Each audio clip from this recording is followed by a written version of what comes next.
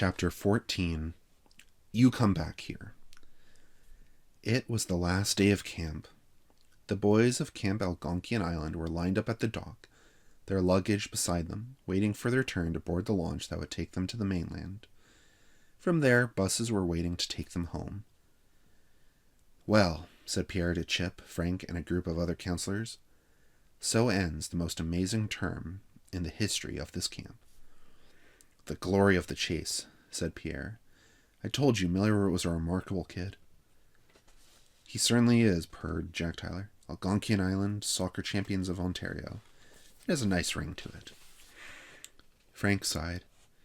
The memory of Rudy Miller with Mike Webster at his side is going to haunt us all for years. Dave chuckled in amusement.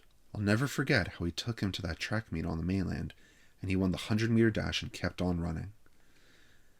We won, though, grinned Chip, after we found him and dragged him back. He kept us well paid, you know, put in Pierre thoughtfully. We'd chase him all over the place, and in return he'd win us a game or a track meet once in a while. Speak of the devil, laughed Frank. Here come Miller and company now. Rudy and Mike approached and shook hands all around. So long, Miller, said Frank. It's been interesting. Goodbye, everybody, and thanks, said Mike. Yeah, so long, everybody, said Rudy. He came face to face with Chip and smiled for the second time in a month. Bye, Chip, he said sweetly. See you again next year. Then he and Mike turned and ran off toward the waiting launch. Chip held his head. Next year. Let's not let him in. Pierre laughed. Then you'd have him breaking in instead of breaking out.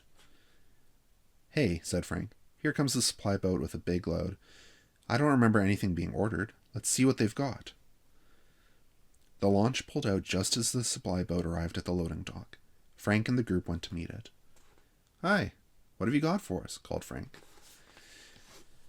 The delivery man produced his cargo ticket and stood scratching his head. Volleyballs, he said. 1,000 volleyballs.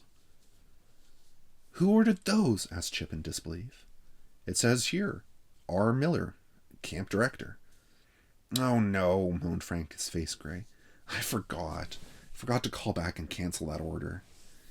Chip gazed at the now distant launch carrying Rudy, Mike, and the other boys to the mainland.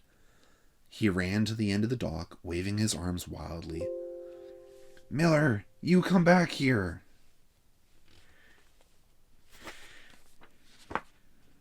And that is the end of the book. Thank you all for listening. I hope you all enjoyed it. Bye-bye.